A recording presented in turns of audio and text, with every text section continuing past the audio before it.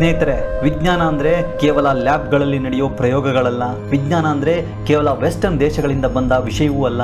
ಇವತ್ತು ಜಗತ್ತು ಮಂತ್ರಮುಗ್ಧವಾಗಿ ನೋಡ್ತಿರೋ ಎಷ್ಟೋ ಎಂಜಿನಿಯರಿಂಗ್ ಅದ್ಭುತಗಳು ಸಾವಿರಾರು ವರ್ಷಗಳ ಹಿಂದೆಯೇ ನಮ್ಮ ಕನ್ನಡಿಗರ ಕೈಯಲ್ಲಿ ಜನ್ಮ ತಾಳಿದ್ದವು. ಯಾವ ಯಂತ್ರಗಳು ಇಲ್ಲದ ಕಾಲದಲ್ಲಿ ಕಲ್ಲಿನಲ್ಲಿ ಸಂಗೀತ ಹೊರಹೊಮ್ಮಿಸಿದ್ದು ಹೇಗೆ? ಇಡೀ ಬೆಟ್ಟವನ್ನೇ ಮೇಲಿಂದ ಕೆಳಕ್ಕೆ ಕೆತ್ತಿ ದೇವಾಲಯ ಮಾಡಿದ್ದಾದ್ರೂ ಹೇಗೆ? ಒಂದು ಕಂಬ ನೆಲಕ್ಕೆ ತಾಗದೆ ಗಾಳಿಯಲ್ಲೇ ತೇಲುತ್ತಿರೋದು ಹೇಗೆ? ಕರ್ನಾಟಕ ಮಾತ್ರವಲ್ಲ, ಇಡೀ ಭಾರತದ ನಕ್ಷೆಯ ಮೇಲೆ ಕನ್ನಡಿಗರು ತಮ್ಮ ತಂತ್ರಜ್ಞಾನದ ಮುದ್ರೆಯನ್ನು ಒತ್ತಿದ್ದಾರೆ. ಇವತ್ತಿನ ವಿಡಿಯೋದಲ್ಲಿ ನಾವು ಕನ್ನಡಿಗ ಅರಸರು ನಿರ್ಮಿಸಿದ ಆ ಊಹೆಗೂ ನಿಲುಕದ ಎಂಜಿನಿಯರಿಂಗ್ ರಹಸ್ಯಗಳನ್ನು ಭೇದಿಸೋಣ. ಸ್ನೇಹಿತರೆ, ವಿಜ್ಞಾನ ಕನ್ನಡಕ್ಕೆ ಸ್ವಾಗತ. ಸ್ನೇಹಿತರೆ, ಮೊದಲು ಹಂಪಿಗೆ ಹೋಗೋಣ. ಇಲ್ಲಿರೋ ವಿಜಯ ವಿಠ್ಠಲ ದೇವಾಲಯದ 56 ಕಲ್ಲಿನ ಕಂಬಗಳನ್ನು ಬಡಿದರೆ ಸಪ್ತ ಸ್ವರಗಳು ಕೇಳಿಸುತ್ತವೆ. ಇದರ ಬಗ್ಗೆ ಬ್ರಿಟಿಷರಿಗೆ ಎಷ್ಟು ಅನುಮಾನ ಇತ್ತೆಂದರೆ ಏನೋ ಅಡಗಿಸಿರಬೇಕು ಎಂದು 2 ಕಂಬಗಳನ್ನು ಕತ್ತರಿಸಿ ನೋಡಿದ್ರು. ಆದರೆ ಅಲ್ಲಿ ಕಂಡಿದ್ದು ಕೇವಲ ಒಂದು ಘನವಾದ ಕಲ್ಲು. ಇದರ ಹಿಂದಿರುವ ವಿಜ್ಞಾನ ಅಕ್ಯೂಸ್ಟಿಕ್ ಸೈನ್ಸ್. ಪ್ರತಿಯೊಂದು ಕಂಬದ ಉದ್ದ, ದಪ್ಪ ಮತ್ತು ಸಾಂದ್ರತೆಯನ್ನ ಅಂದ್ರೆ ಡೆನ್ಸಿಟಿಯನ್ನ ಎಷ್ಟು ನಿಖರವಾಗಿ ಲೆಕ್ಕ ಹಾಕಲಾಗಿತ್ತು ಅಂದ್ರೆ ಅದರ ಮೇಲೆ ಹೊಡೆದಾಗ ಬರುವ ವೈಬ್ರೇಷನ್ ಸರಿಯಾದ ಫ್ರೀಕ್ವೆನ್ಸಿಯನ್ನ ಸೃಷ್ಟಿಸುತ್ತೆ.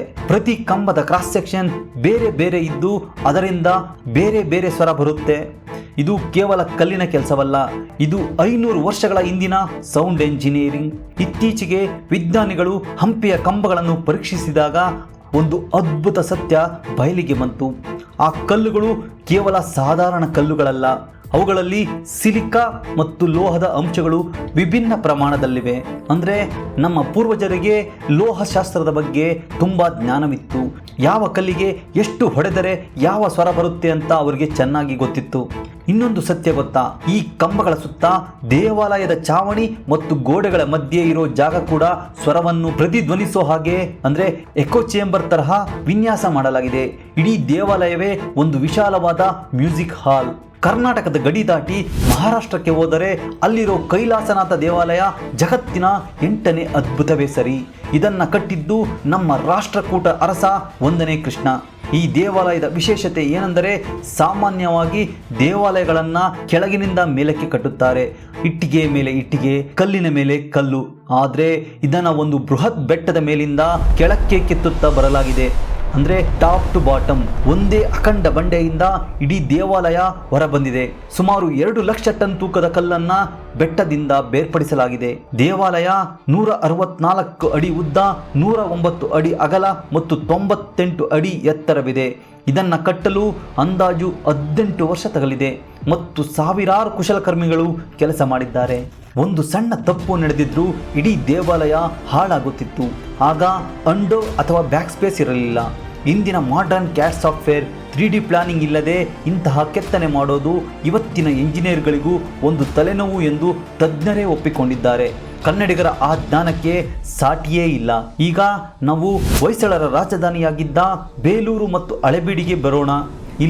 ಇಲ್ಲಿರೋ ಕಲ್ಲುಗಳನ್ನು ನೋಡಿದ್ರೆ ನಿಮಗೆ ಮೊದಲು ಕಾಡೋ ಪ್ರಶ್ನೆ, ಇದು ಕಲ್ಲು ಅಥವಾ ಮೇಣವೋ? ಈ ಕಂಬಗಳ ಮೇಲೆ ಇರೋ ನುಣುಪು ಮತ್ತು ಪ್ರಿಸಿಷನ್ ನೋಡಿದ್ರೆ ಇವತ್ತಿನ ಮೆಕ್ಯಾನಿಕಲ್ ಎಂಜಿನಿಯರ್ಸ್ ಕೂಡ ದಂಗಾಗ್ತಾರೆ.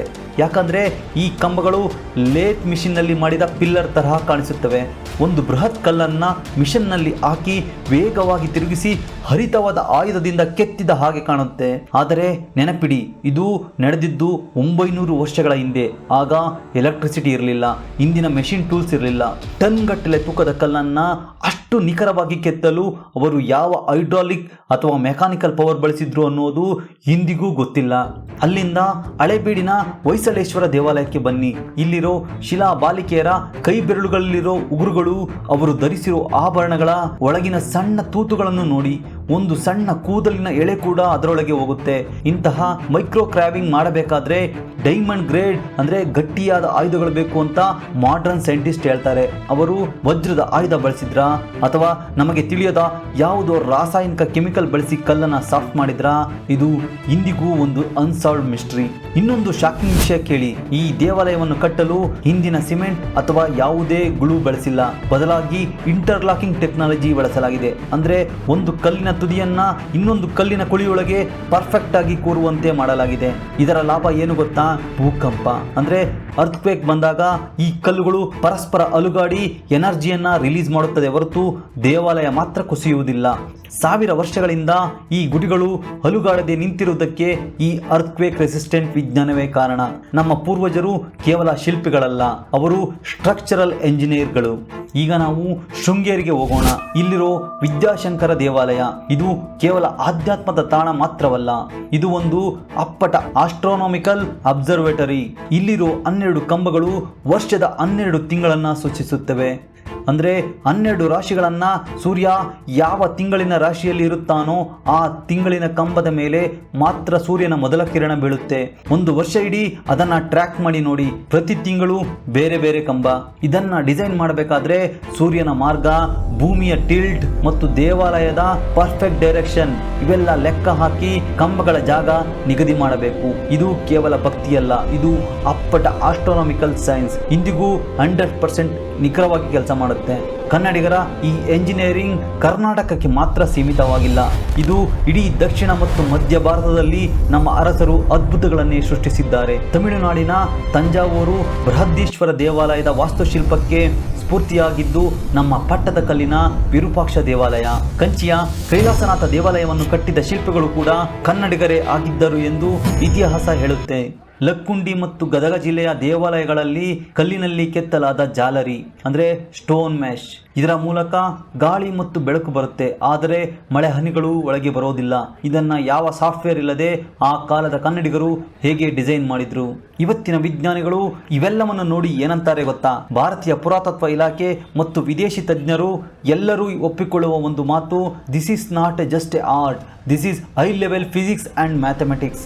ನಾವು ಇವತ್ತು ಬುರ್ಜ್ ಖಲೀಫಾ ನೋಡಿ ಅಚ್ಚರಿ ಪಡ್ತೀವಿ, ಆದರೆ 50ರಿಂದ 100 ವರ್ಷಗಳಲ್ಲಿ ಅದು ಎಷ್ಟು ಉಳಿಯುತ್ತೆ ಅನ್ನೋದೇ ಗೊತ್ತಿಲ್ಲ.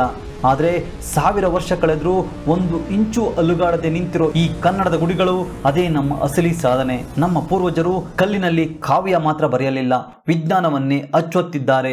ಪಟ್ಟದಕಲ್ಲು, ಐಹೊಳೆ, ಬಾದಾಮಿಯಿಂದ ಹಿಡಿದು ತಮಿಳುನಾಡಿನ ತಂಜಾವೂರಿನವರೆಗೆ ಕನ್ನಡಿಗ ವಾಸ್ತುಶಿಲ್ಪದ ವಿಜ್ಞಾನ ಹರಡಿದೆ. ಸ್ನೇಹಿತರೆ, ಈ ವಿಷಯಗಳಲ್ಲಿ ನಿಮಗೆ ಯಾವುದು ಅತಿ ಅಚ್ಚರಿ ತಂತು? ಕಮೆಂಟ್ ಮಾಡಿ ತಿಳಿಸಿ. ಈ ವಿಡಿಯೋ ಪ್ರತಿಯೊಬ್ಬ ಕನ್ನಡಿಗನೂ ತಲುಪಲಿ.